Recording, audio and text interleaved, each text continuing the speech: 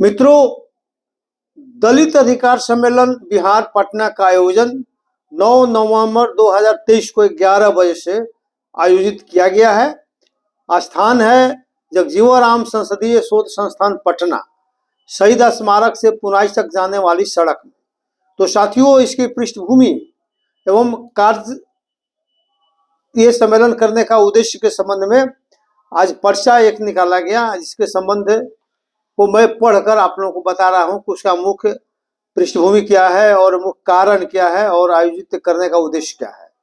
तो साथियों, विदित हो कि पिछले 26-27 अगस्त को हैदराबाद में राष्ट्रीय दलित शिखर सम्मेलन का आयोजन किया गया था, जिसमें तकरीबन 100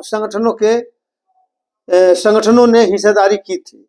इस सम्मेलन का आयोजन खेत मजदूर संगठनों के राष्ट्रीय समन्वय, दलित अधिकार से जुड़े संगठन और दलित अध्ययन संस्थान हैदराबाद ने संयुक्त रूप से किया था।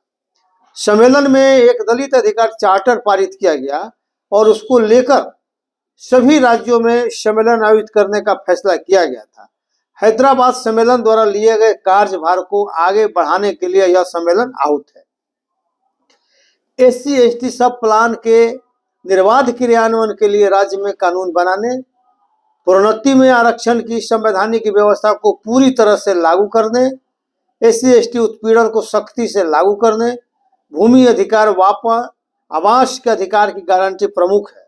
सम्मेलन में दलित अध्ययन संस्थान हैदराबाद के लक्ष्मणैया जी, दलित शोषण मुक्ति मंच के रामचंद्र डोम, अखिल भारतीय खेत एवं ग्रामीण मजदूर सभा के राष्ट्रीय अध्यक्ष, विधानसभा के वरिष्ठ विधायक, रिटायर्ड प्रोफेसर रमाशंकर आर्य, रिटायर्ड अधीक्षण अभियंता हरिकेश्वर राम महंत माझी आदि भाग लेंगे। सम्मेलन में इसके अतिरिक्त खेत एवं मजदूर संगठनों का प्रतिनिधि भी भाग लेंगे। सम्मेलन से हैदराबाद सम्मेलन में लिए गए कार्यक्रम यथा हस्ताक्षर अभियान और 4 दिसंबर को जंतर मंतर पर आयोजित जुटान पर भी चर्चा होगी। सम्मेलन से निम्नलिखित मांगों को मजबूती से उठाया जाएगा।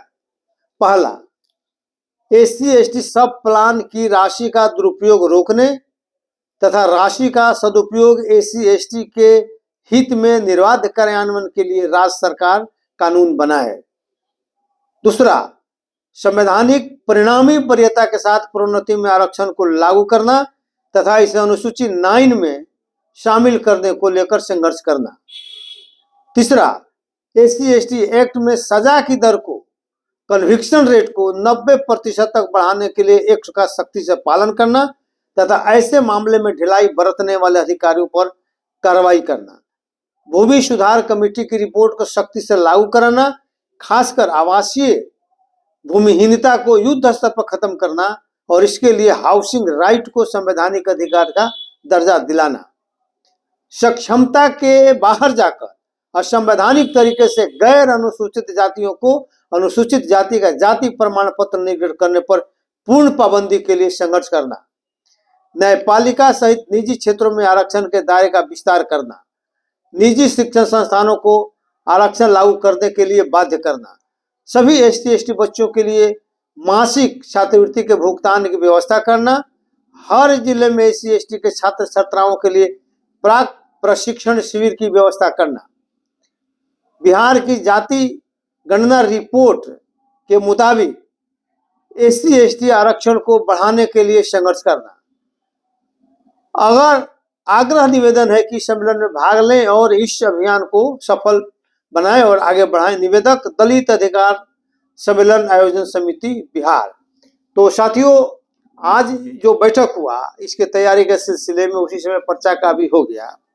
तो इस तैयारी समिति में प्रमुख लोगों से जिन लोगों ने भाग लिया, जिनमें मैं स्वयं, हरिकेश्वर राम, ओम प्रकाश मांझी, आरपी दास जी बड़ा एक्टिव हैं, वो उन्होंने भाग लिया।